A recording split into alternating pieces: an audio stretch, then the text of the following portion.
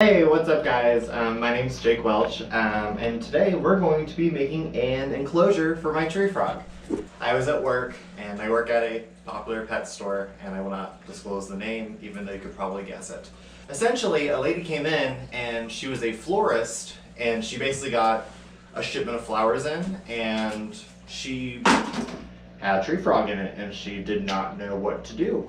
She basically came in and she was like, well, what do I need to do to take care of it? And I kind of started going over with her about humidity and moisture because, you know, frogs. And she was very overwhelmed. And I eventually, I was like, if you really want to, I can just take him from you, that's fine. And she like was panicking, like, I don't want to burden you and stuff. And I was like, no, like, that's fine. Like, I like frogs. I got a Pac-Man frog. It's gonna be fine. So, needless to say, I got a tree frog. My caveat to getting the tree frog was I was not going to buy it in an enclosure until it's lived for like 2 weeks because it was so tiny and skinny and had no moisture or anything. And I didn't want to, you know, spend 50 bucks for a frog that was like already dead. But it's been 2 weeks. He's doing good. So here we are. Yeah. So I bought this 3-gallon critter keeper because he literally was in this tiny little carrier crate. So now he's gonna be in here and it's gonna be awesome. So, yep, so I got all sorts of plants. I got some bamboo to put in here. It's gonna be really cool. Yep, so let's get into it. Kind of get an idea of what we are looking at. Wow, oh, that's great. I'll get that later, that's fine. The thing about frogs versus like, well, in most amphibians is they actually get all their moisture through their skin. So basically their enclosures have to be moist as can be, or basically they'll just, you know, dry up and die. If you place a frog in dry soil, they're going to be basically all the moisture that's in their bodies is just going to seep out and they'll dry up real quick. That's typically like the main way people end up killing their frogs, which sucks, but you know, hey, it's life. Well, it's not life. If you can, you know, prepare. This is gonna be much faster. Whoop.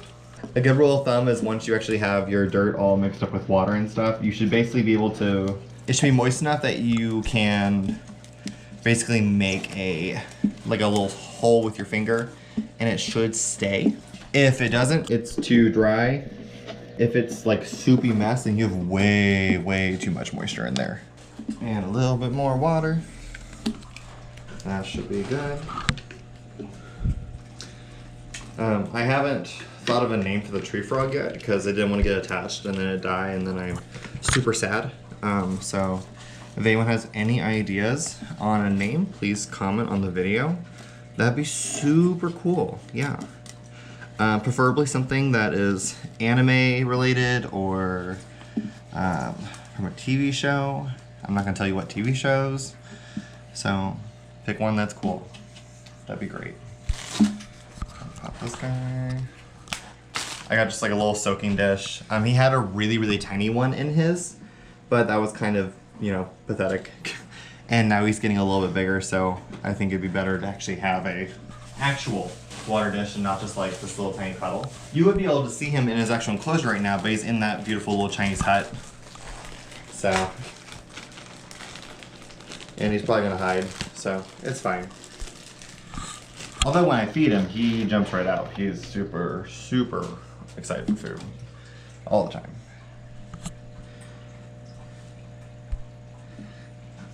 I think that looks kind of cool. My hands are just covered in mud. That's just great. Of course, the water that I'm using to wet in the soil, as well as the water bowl and everything, has Reptisafe in it, which is basically a dechlorinator for reptiles.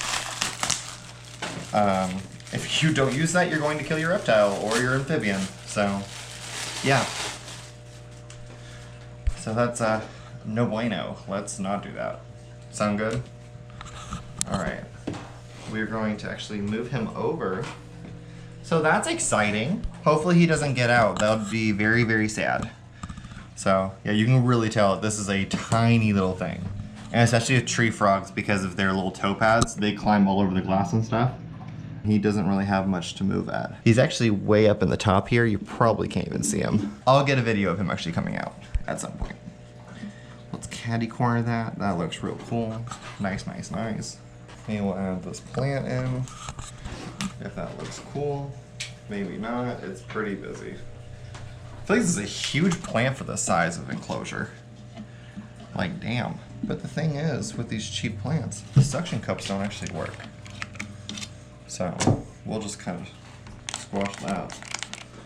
You know what, let's just go ahead and, let's just, that looks nice right here. Yeah, probably.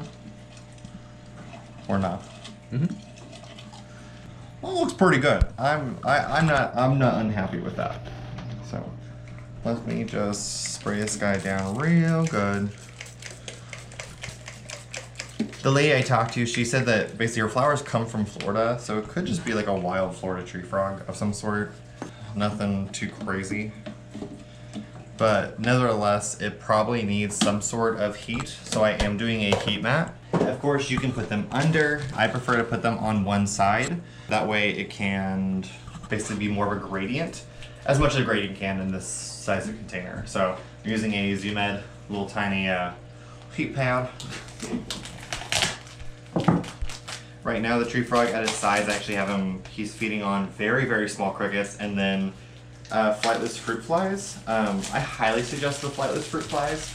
You can buy them in little colonies and they actually will reproduce as long as you don't use them all. The only thing is they can climb out of containers and that's super gross. So feed them while watching them.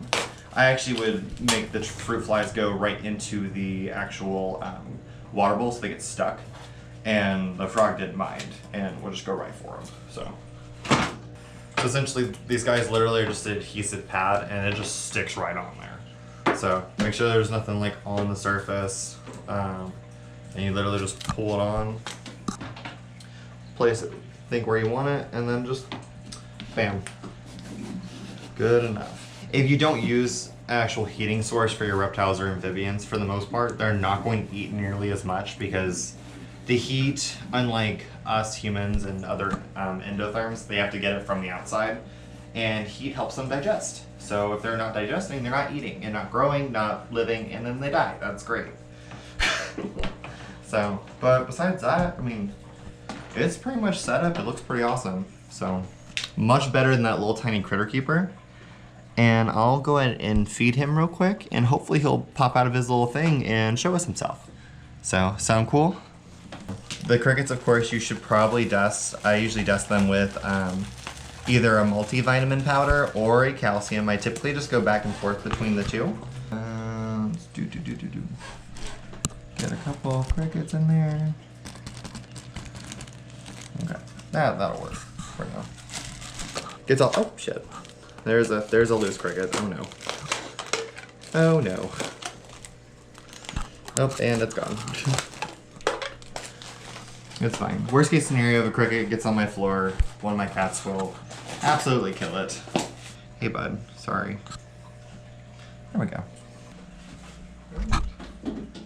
All right. Alright, well, thank you for watching. Here's our new tree frog enclosure. Much better than the little tiny critter keeper it was in.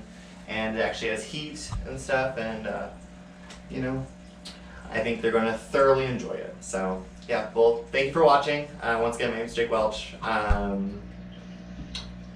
Follow, like, subscribe, all that jazz. Cool. Add me on Snapchat, whatever works. So, yeah, and we'll see you next time. All right, bye.